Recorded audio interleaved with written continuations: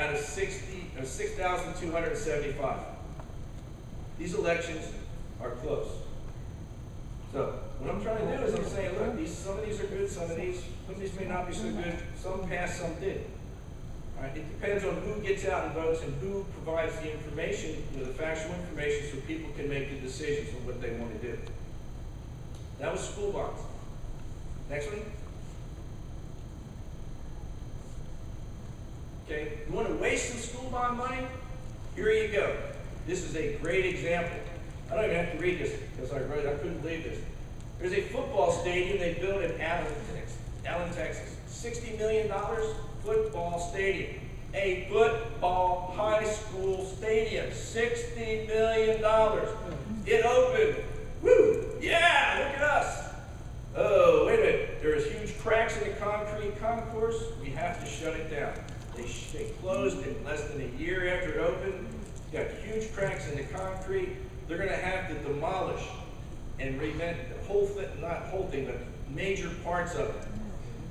Now, maybe $60 million you gave it to these people and they didn't know what they were doing. I don't know what happened here. But this is just to show you that a $60 million football stadium is pretty much money that they just threw in a hole. So, now, this is why the way the people says we need more information on what you're going to do with this money. We want a little bit more facts other than we're just going to put a new school in here, a new shiny school. You know, it's our job to dig down into the details and get a little bit more information. This is just a bad example of what can happen when that $60 million goes bad. Okay, next. Texas State Republican runoff for Gray County. I need to kind of push it up here to get it done. Dan Patrick beat David Dewhurst for Lieutenant Governor, 56 to 44. Conservative candidate, in our opinion, won. Ken Paxton beat Branch, 58 to 42 for Attorney General. Again, conservative candidate wins. Sid Miller beat Tommy Murd for Ag Commissioner, 54 to 46%. Conservative candidate won. We lost one race for what we thought was the conservative candidate in Wade Christian. Used to be in Rip right here in the East Texas area, kind of east of us. He got beat 54 to 46%. Basically the rhino. Ryan Sutton's a rhino, and that's the way it is.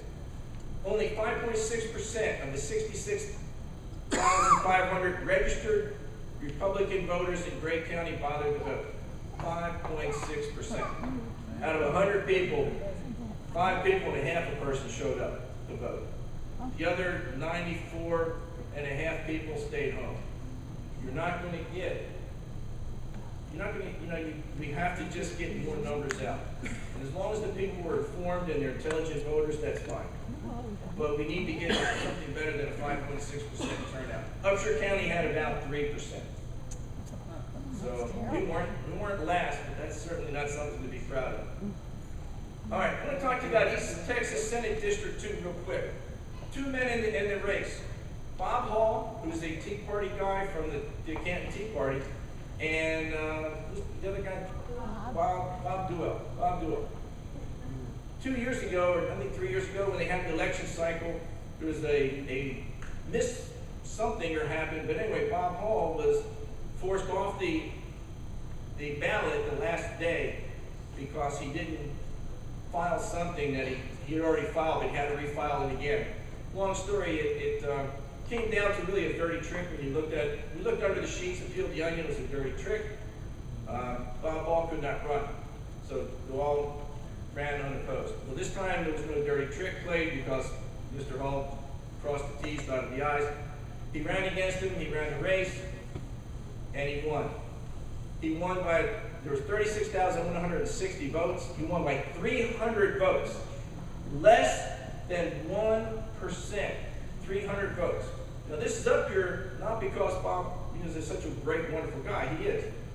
But this just shows that one person, or a husband and wife, or 2 people, walking a neighborhood for a weekend or 2 weekends, knocking on doors, handing out stuff, encouraging people to vote for Bob Hall, won the election for Bob Hall. You want to move a race? There it is. 300 votes. The one that failed at the bond package marshal, lost by just a couple hundred. You can move elections by being motivated. If you're willing to go walk on doors, even make phone calls and things like that, you can move elections. You want to make a difference, that's how you do it. Next, please. I need to put this in here. I read in the paper that Tommy Merritt's comments on losing his agriculture commissioner's race. He said that he told the Longview paper that he lost his race to the Tea Party. Well, last time I looked, the Tea Party didn't have a candidate running. So he couldn't have lost to the Tea Party. so therefore, I'm not sure, maybe Mr. Merritt wasn't aware that we didn't have a candidate in the race, I'm not sure. All right, he lost Gray County by about, what, 8%? 8%. He said that basically, he said in the newspaper that the Tea Party leaders didn't inform the public of what was going on. That the Tea Party people were just uninformed of the facts. It was in the paper. This is what got me. I thought, of all the people in the world to say are uninformed of the facts, point that to the Tea Party people. So, Merritt did not lose his election to the Tea Party.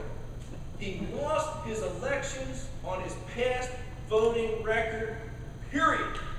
That's what lost the election for Tommy Merritt. Tommy Merritt, when you look at the conservative rating people, the young conservatives in Texas, Empower Texas, the ones that are legitimate, that have been around for a long time, that have been rating candidates based on their record, conservative records for a long time, he was very low in his ratings. Sid Miller was very high. The Tea Party people understood that. They were just more informed voters, and they voted based on records. It had nothing to do with Tea Party. It had all to do with past records. So, candidates need to realize the Tea Party people are going to vote on what you do, what your record is, and not what you say, or not what you pass out in some shiny little fancy mailer that really stretches the truth. They need to understand that, and they need to hear that message. They're going to get beat and beat and beat. That's the way it is. Okay, next. To sum it up, you're one person. You can make a difference in these races. You can go, if you want to walk door to door, that is the mega thing that you can do. That influences people like you do believe. If you don't want to do that, that ain't your gig. You can make phone calls. That is definitely helpful. You can change votes that way, encourage people to get out, give them a little information. You can do mailers, you can work on their campaign, you can give the candidate of your choice of money. Whatever you do, we need to be involved. There's going to be midterms coming up in November. There's going to be other races that go on. There's these bond races. There'll be a mayor race next year. You need to be involved in this kind of stuff. We can't just sit here and go rah-rah, send an email. We've got to do something, put some effort out. We can make a difference. Cindy and I could do for another candidate what somebody did for Bob Hall. 300 votes out of 36,000. 300. Two weekends can move 300 votes. 100 people can move the map. A lot. That's it. Okay. Let's not forget Liberal Democrats. I got to throw this in here. I got to talk real quick. Jerry Wright, she's the daughter of the pastor, of Obama's pastor, Reverend Wright. Well, unfortunately, she just got her hand caught in a cookie jar. She is convicted for embezzling and stealing. She was in a program that was a federal program that was called training program. It says, we are our brother's keeper. You probably heard about it. They were giving money. It's a training program for the inner city people that kind of really have that need. She must have thought the program said, we get to keep it for myself. Unfortunately, that wasn't it. She's got convicted, so she's going to get 3 hots and a cot somewhere for her efforts. So they just give me too much material to work with. This is, Jeremiah Wright's daughter. Who would have thought that corruption? Who would have ever thought corruption from that kind of people in Chicago? Boggling, just mind-boggling. And last thing I overheard that Obama was overheard reportedly to say, how can we somehow blame this on Bush? But I don't think it ever stuck. They just couldn't figure out a way. Louis Gohmert's got a PAC. Okay, he's got a conservative political action committee. It's called Go Conservative PAC. Its priorities are balance the budget, strengthen the national defense standards, repeal Obamacare, secure the border, defend First, Second, and 10th Amendments. Doing an awful lot of stuff trying to defend the people in the House that stand up for stuff like Louis does. There's not enough of them, and they take a beating. So he's trying to get some, a pact and get some money together to help defend these people, to strengthen the conservative balance in there. Just to let you know it's there. There's a goconservative.com if you want more information. Just let you know it's available for Louis. Louis does a tremendous job. He gets beat on every day. It's our chance to help him out a little bit. Political correctness gone wild. There's a quote. I'm going to turn around and read it. It says, has our American culture dissolved to the point where the private statements of an NBA owner, the Clippers guy, draw more outrage than the lies and deceit of the President of the United States? That was telling to me. It's that you're more concerned about this guy making some comments, private comments, than you are about the lies. You can keep your health care period, you can keep your doctor period. There ain't a smidgen of evidence of any kind of corruption with Benghazi or IRS or NSA, just leave it on. Okay? They just keep going and going and going. This is where liberal media has pushed our culture. Okay, thank you for the support that you give us. We really appreciate, the efforts you do for volunteering to help us. If you can, we have some donation boxes in the back, one for our group to help with our ongoing expenses, plus one for the church. I'll give you the list on the other stuff. So if you can help us out, we really appreciate it. But we thank you for your support. We thank you for being here. We thank you for your helping. We thank you for talking to people and just spread the message. So we want to know you're very much appreciated. This group is for you. This is not us. This is for you. But without your help, we wouldn't have anything. So thank you very much. We talked about the costs and everything on that sheet. If you're interested in the sheet, I'll hand it out. If you can find a sponsor for anything like that, that'd be great. That would help us out a lot. Now, this is something I want to put in here. Kathy, can I have 2 minutes of your time? This touched me. I'm not a real touchy, sensitive person, even though, City thinks I am. But this really touched me. Sorry. This touched me inside when I read this. I'm going to read this to you. If you want, I asked Cindy to put it on our front website. She did a great job. She has this speech given to the University of Texas graduating class this year by the guy who is the commander for Special Forces Navy SEALs. All right? This is a life lesson. For you young gentlemen here, hit this website, watch this. It's about 18 or 20 minutes of this commencement speech. All right? This, if you want to succeed in life, this is what you need to see. Anyway, what it does, I'm going to give you the 10 points. He came out and he says there's 10 points. You've got to see the speech or read the transcript to understand what he's talking about. If you want to change the world, start by making your bed every morning. If you want to change the world, find someone to help you paddle. Remember, this is all based on Navy SEAL training, 6 months in San Diego, the toughest, gruelingest training around. If you have 500 SEALs start the training, they may finish with 50 or 60. The rest wash out. They can't do it. And these are the elite of the elite that think they're big enough and man enough to do it. And they wash out because they can't handle it. This is the training. This is the things this guy learned when he went through this training. 3, if you want to change the world, measure people by the size of their heart, not by the size of their swim clippers. These mean something when you read the article, listen to the speech. You want to change the world, get over being a sugar cookie and keep moving forward. That's one of my favorites. You'll find out what a sugar cookie is when you see the speech. If you want to change the world, don't be afraid of the circuses. And it doesn't mean you're going to go to Barnum and Bailey. Totally different. If you want to change the world, sometimes you have to slide down the obstacle head first. Big thing. Next. You want to change the world, don't back down from the sharks. That was pretty interesting when I heard that in the speech.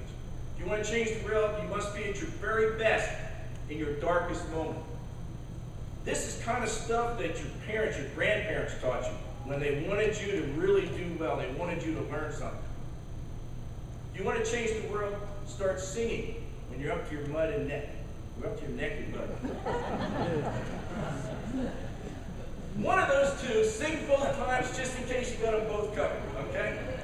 And the last one, which is my kind of personal motto I've taken on myself, is if you want to change the world, never, never, ever ring the bell. Anybody who's seen anything on SEAL training understands what ringing the bell is. Never, ever ring the bell. You want to see this advice in 20 minutes, go to our website, www.WTP,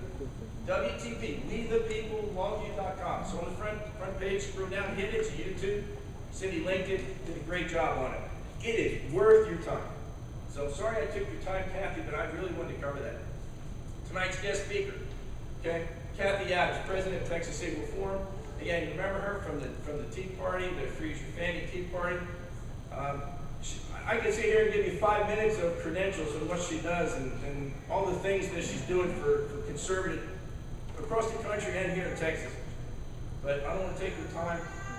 Let's be known that we are very honored and privileged that she is here tonight with us, because this is a very big player in the world of politics, especially here in Texas. So without taking any more of your time, please welcome